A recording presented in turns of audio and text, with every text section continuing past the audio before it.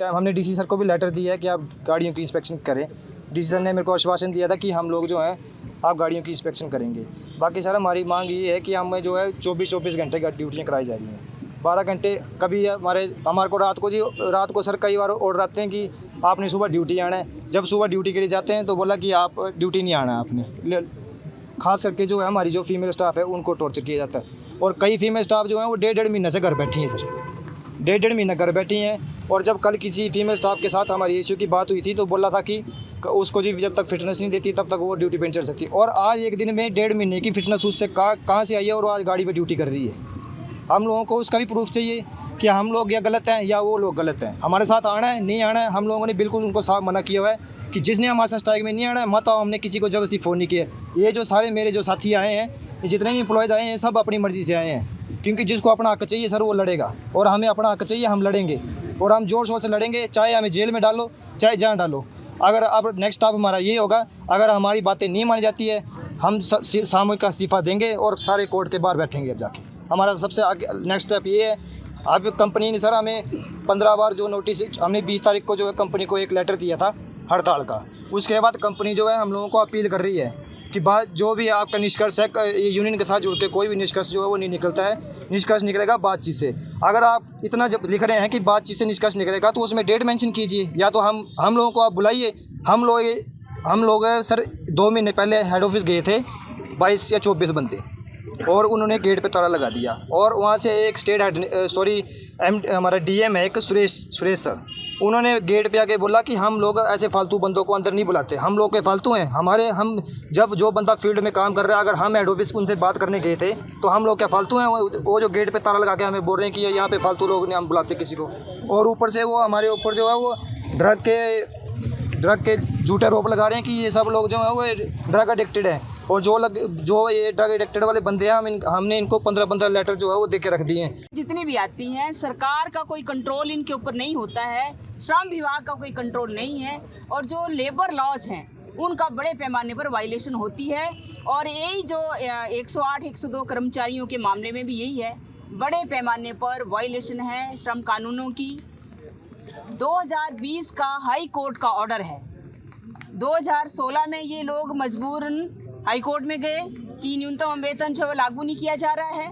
और उसके बाद 20 में ऑर्डर आया हाई कोर्ट का कि इनको जो है उस समय का जो बनता था 17,500 रुपया श्रम विभाग को, कमिश्नर को ऑर्डर उन्होंने किए और संबंधित जो अथॉरिटी जो कंपनी है उनको किए कि इनको 17,500 रुपया कम से कम इतना तो दो, बाकी देखेंगे। तो आप देखिए 2020 में 17,500 है, आज 2025 हो गया। सरकार का जो लेबर लॉ है, जो न्यूनतम वेतन है वो ये हाई स्किल्ड में आते हैं तो वो लागू क्यों नहीं हो रहा है? तो यही मांग कर रहे हैं।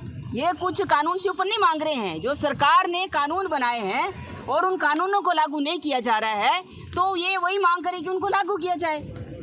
कब से हम बोल रहे हैं हड़ताल पर आने की जरूरत नहीं है। इमरजेंसी सेवाएं हैं, इनको तो किसी भी तरह की तंगी जो नहीं मिलनी चाहिए, इनको तो और भी फैसिलिटेट जो है सरकार को, कंपनी को करना चाहिए। दिन रात सेवा देते हैं, इनको नहीं होता है कि कब जागना है, कब सोना है, कब खाना है, कब पीना है। इमरजेंसी केस आया तो दौड़ना पड़ता है।